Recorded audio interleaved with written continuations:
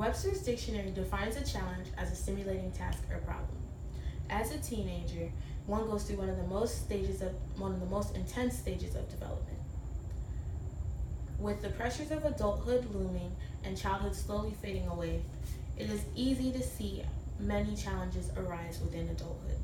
Self-esteem and self-awareness are two of the biggest problems adolescents face today, with society, social media, and entertainment circuits constantly forcing an image of perfection. It is hard for one to find their true self. Today we will embark on my pathway to solidarity. In my speech, I will tell you how I suffered from identity crisis, how it lasted my first 3 years of high school, and how I went about finding my true self. Let's start by looking at my first year of high school. Naive. That's the word I would use to describe myself entering high school. My world was a bubble, and I was happy in it. Sure, I had normal high school experiences, and I was a regular adolescent, but this was nothing on the scale of what I would experience in public school. I went from an 8th grade class of 25 students to a 9th grade class of nearly 600. 1 out of 600. It was easy to get lost amongst the many. Nervous. That was the word I would use to describe myself and my general emotions. New to this environment, I was worried. Would people like me? Would I make friends? Would I do well in these classes? My school was extremely competitive, and there was no room for faltering. It was a never-ending cycle of questioning and self-doubt. This constant state of uncertainty would get worse as time developed, and I eventually had no idea who I was at all. During my sophomore year, I suffered drastic personality changes after spending time with people I called my friends.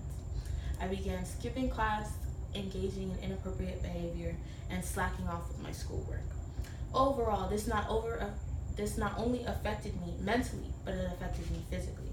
I began to binge eat to cope with my stress and social anxiety.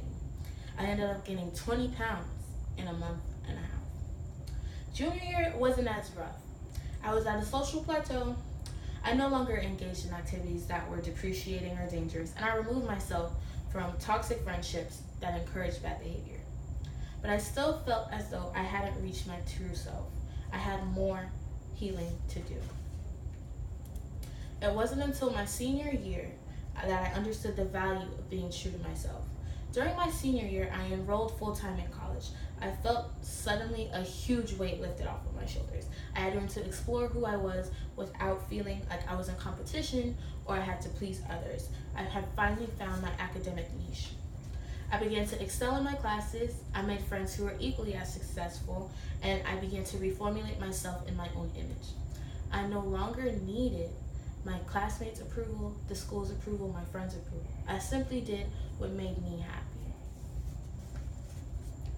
My experience was nowhere near a fairy tale. I was not extremely popular or perfect like the girls they put on TV. However, my experience taught me a valuable life lesson. I lost myself trying to make friends and appease others, not realizing the effect it would have on my life. Finally, it took a change in environment to help me find the true self, and that was one of the best things I've accomplished in my life. Webster's definition of a challenge is vague. The word challenge means something different to all of us. In my case, like many adolescents, my challenge was identity. However, I was able to overcome, and now I am on my pathway to solidarity.